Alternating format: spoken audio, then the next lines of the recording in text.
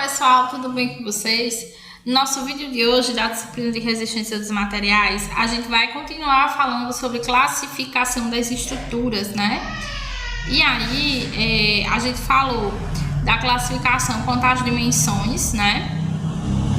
E agora a gente vai falar sobre a classificação de acordo com as vinculações, né? A gente já falou que era vinculação e que era apoio, né, na aula passada.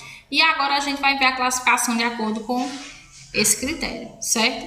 Bom, pessoal, de acordo com os apoios, na verdade, em relação aos apoios, eles podem ser de três tipos, né? Os apoios, eles podem ser do primeiro, do segundo ou do terceiro gênero. E aí, cada apoio tem características diferentes e a gente vai discutir agora nos próximos slides, tá? Vamos lá. Bom, o apoio do primeiro gênero. Pessoal, o apoio do primeiro gênero, ele vai impedir a movimentação do nosso elemento estrutural apenas na direção vertical. Então, ele impede o deslocamento na direção vertical. Nesse caso, ainda é permitido a rotação do corpo, certo? A translação na direção horizontal também, então ele vai poder se movimentar na horizontal, ele vai poder rotacionar, ele só não vai poder se movimentar na vertical. E aí, pessoal, o que é que vai acontecer? Quando você está impedindo o grau de liberdade da estrutura, quando você impede o deslocamento, vai surgir ali uma reação que a gente vai chamar de reação de apoio, certo? E aí essa reação é o que a gente quer determinar. Então, no caso aqui, como está impedindo o movimento da estrutura na vertical, né?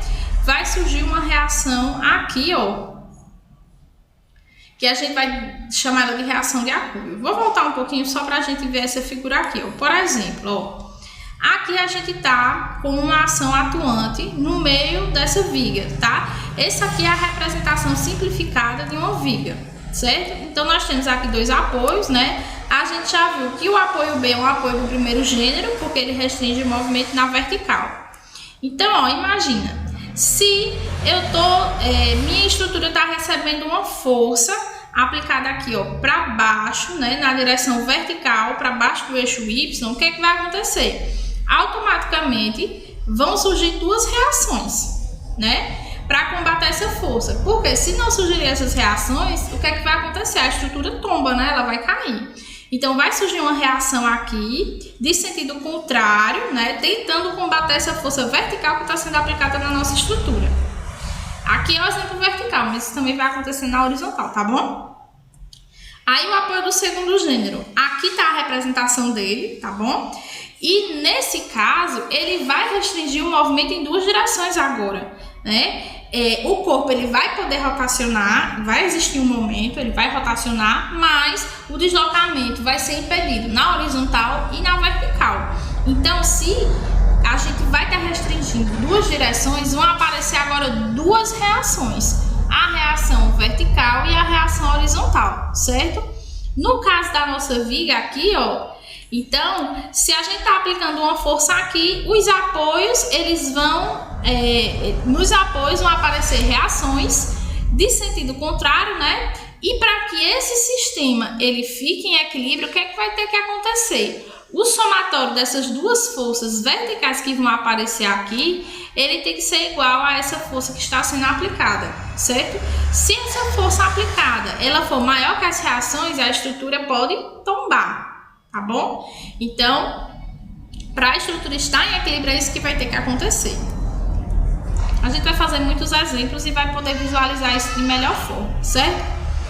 E o apoio do terceiro gênero. Pessoal, o apoio do terceiro gênero ele vai restringir o movimento da estrutura em três direções. Ele vai impedir o movimento vertical, o movimento horizontal e também vai impedir a rotação do corpo, né? Com este apoio, ele impede o deslocamento na vertical e na horizontal e também a rotação. Nesse caso, vão aparecer três reações de apoio, né? A reação vertical, a reação horizontal e uma rotação, que nesse caso vai ser o momento, tá certo? Bom, aí a gente tem alguns exemplos, né? Essa laje aqui a gente tá vendo que é só uma laje, essa laje ela tá em balanço, né? né? Não tem nenhum elemento estrutural apoiando ela aqui na parte inferior. E aí, ó, ela tá engastada aqui.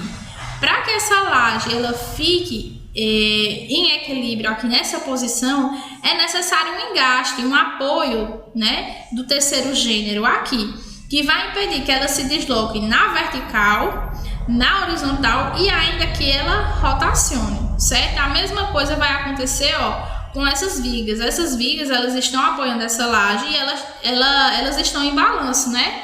Então, para que ela se mantenha nessa posição vertical, existe aqui um engaste, um apoio do terceiro gênero, que nada mais é, pessoal, que a armadura da estrutura, certo? É a forma com que eu vou posicionar a armadura da minha estrutura que vai fazer esse apoio ser um apoio do terceiro gênero, engastar aqui e segurar a minha estrutura. E aqui dá outro exemplo, né? De uma espécie de marquise, tá bom? Bom, aqui a gente tem outro exemplo de apoios, ó, veja, esses apoios aqui são os consolos desses pilares, eles são apoios do segundo gênero, eles estão impedindo o movimento, ó, na horizontal e na vertical, tá vendo?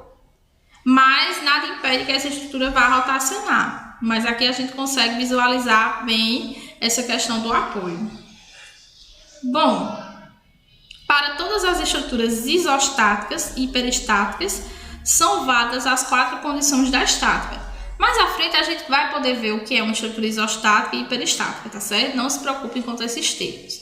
Mas o que eu quero fixar aqui com vocês é o seguinte, são essas condições da estática, né? Nós já conhecemos duas. A gente já conhece o somatório das forças em X, que no caso aí está sendo representado pelo somatório das forças horizontais, né? E aí o que acontece, pessoal? Essas equações elas vão ser obedecidas quando nossa estrutura estiver em equilíbrio estático. Então, nessa situação, o somatório das forças horizontais tem que ser igual a 0, né, para ela estar em equilíbrio. O somatório das forças verticais tem que ser igual a 0. O somatório do momento fletor, que é um novo item que a gente vai aprender a partir de agora, tem que ser igual a 0.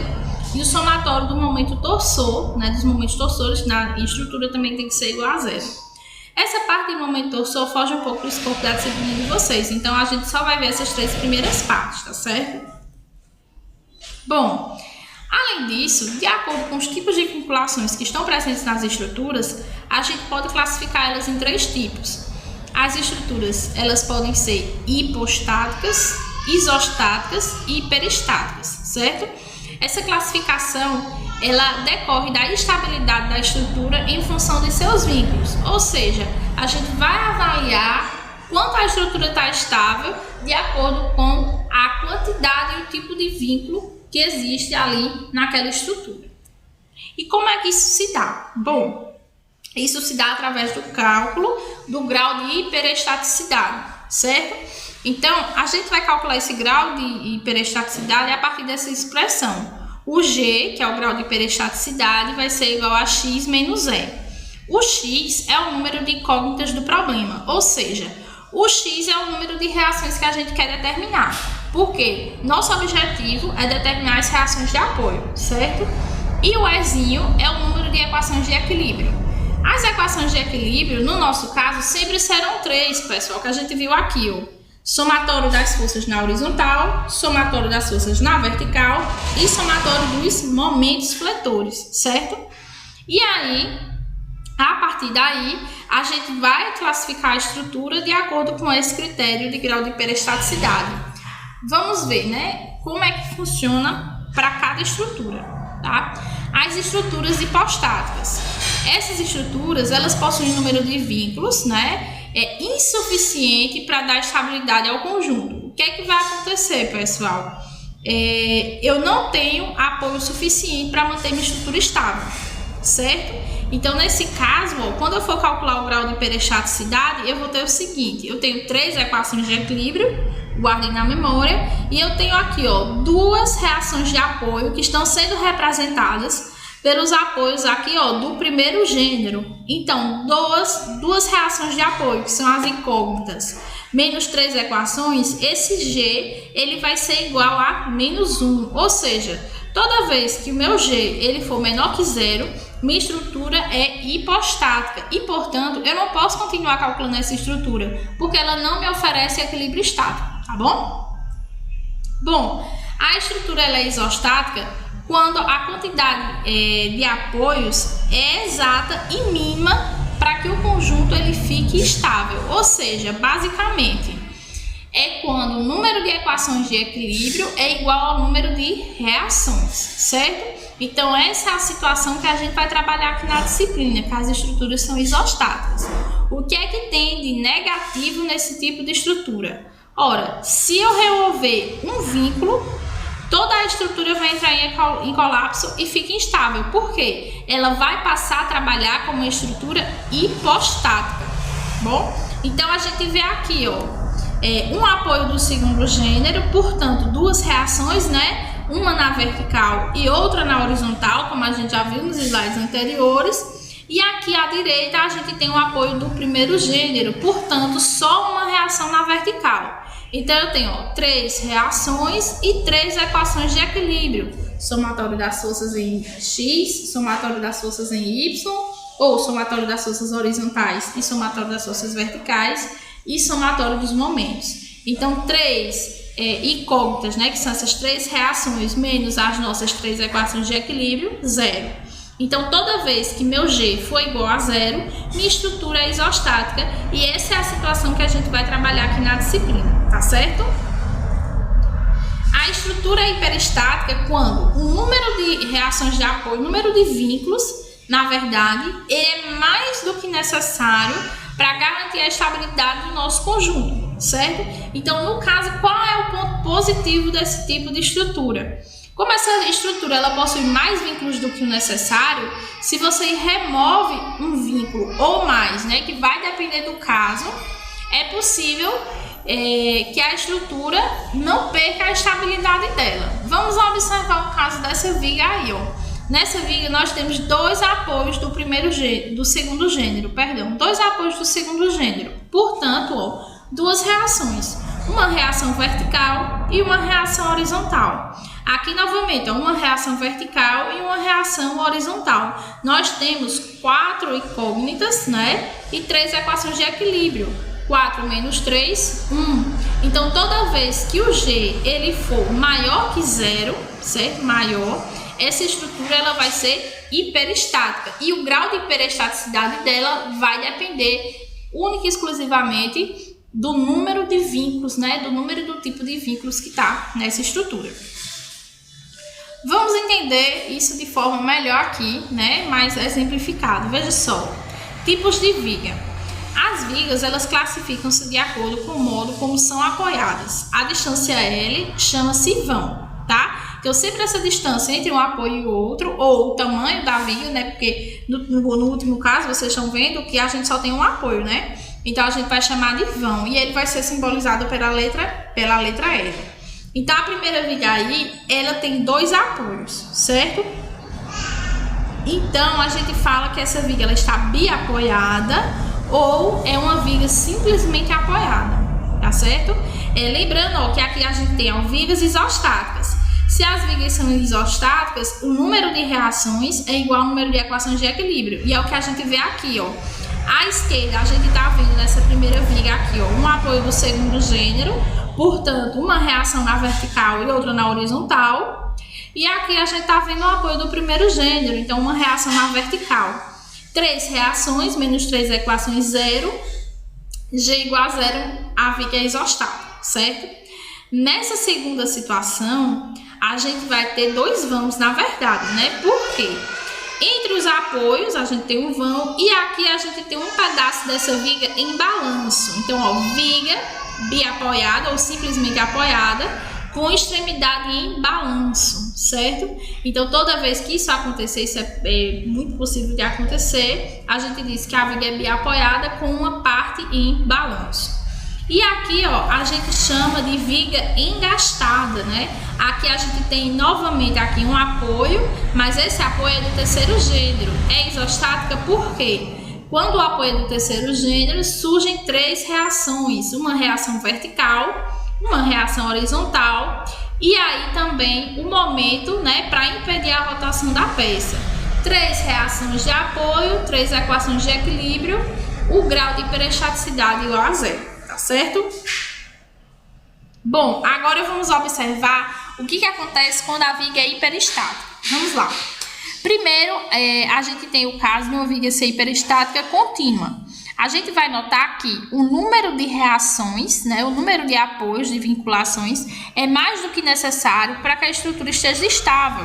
Então, aqui nessa primeira viga, a gente pode visualizar um apoio do segundo gênero, onde a gente vai ter 2 reações, né, uma vertical e uma horizontal, e 2 apoios do primeiro gênero, onde a gente vai ter 2 reações verticais. Então, 2 reações mais 2 reações, 4. 4 menos 3, 1. O grau de hiperestaticidade é maior que 0, portanto, a viga é hiperestática.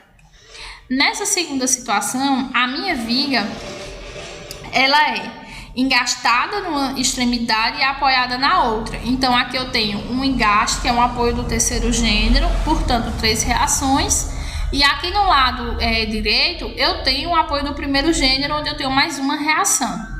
Então, 4 menos 3, 1. Grau de hiperestaticidade 1, o G é maior que 0, né? Então, a viga é hiperestática. Nesse outro caso, a viga é biengastada, né? Ela tem 2 engastes, 2 apoios do terceiro gênero. Cada apoio desse vai apresentar 3 reações, 3 equações, ou 3 reações, né? A força vertical, a força horizontal e o momento. Então, aqui a gente tem 6 incógnitas, 6 reações para 3 equações de equilíbrio. E aí o grau de hiperestaticidade dessa estrutura é 3, né? E 3 é maior que 0, portanto a estrutura é hiperestática, tá certo? Bom, pessoal, na próxima aula a gente vem para essa parte de tipos de carregamento, tá certo? Espero que vocês tenham gostado, né? Que tenham entendido. A gente se fala na próxima aula. Tchau, tchau.